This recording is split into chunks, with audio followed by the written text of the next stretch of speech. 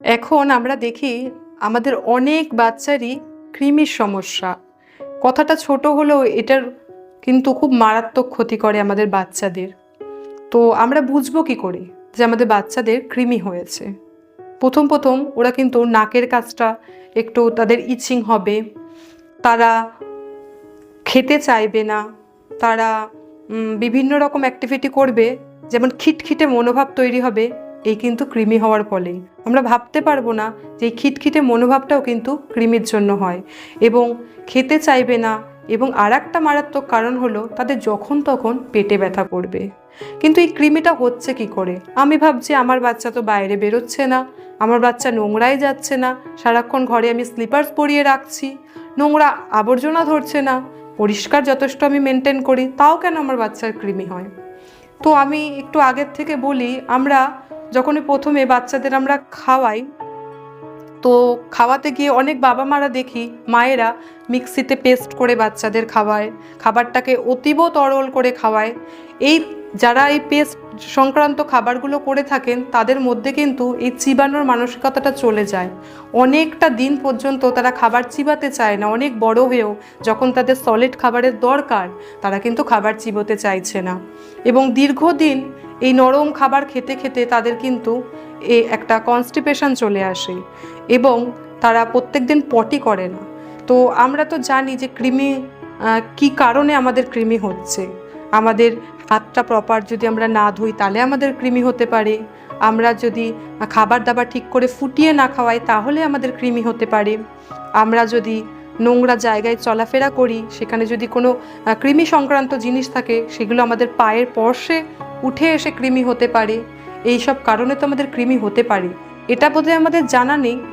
এই কনস্টিপেশনের জন্য আমাদের যদি কোনো বাচ্চার আজকে পটি হলে কালকে হয়তো হচ্ছে না, বা পটি সংক্রান্ত বিষয়ে সে খুব কষ্ট পাচ্ছে, এই যে আমাদের একদিন বা দুদিন পটি হলো না, পেটের মধ্যে এই পটি জমেও কিন্তু আমাদের কৃমি হয়।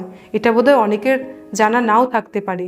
তো আমাদের মায়েদের চেষ্টা করতে হবে বাচ্চা ঠিকঠাক পটি করছে কিনা এবং তার কনস্টিপেশনটা যাতে আমরা নিয়ন্ত্রণে আনতে পারি, সেই বিষয়ে কিন্তু আমাদের মাদের লক্ষ্য রাখতে হবে।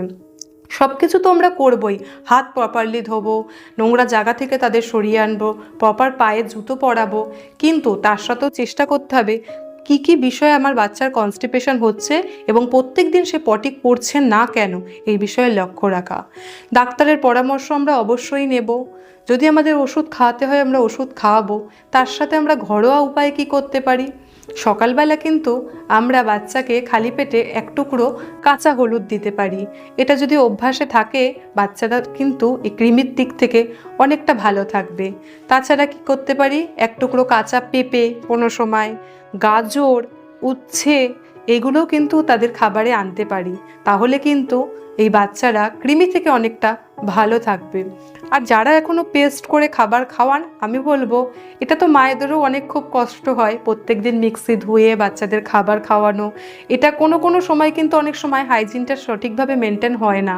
তো আমাদের চেষ্টা করতে হবে বাচ্চাকে কিভাবে যখন 6 মাসই হয়ে গেল তখন থেকে আমরা সলিড খাবার আস্তে আস্তে ধরাবো। একটা বিস্কুট হাতে দিতে পারেন, একটু মুড়ি দিতে পারেন।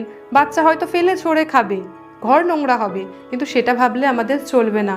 বাচ্চা খাওয়া শিখুক, আস্তে আস্তে লেবু জুস করে তো আমরা দেবই, কিন্তু একটা লেবুর টুকরো ওর হাতে দেব, ও যেভাবে পারবে সেভাবে খাবে।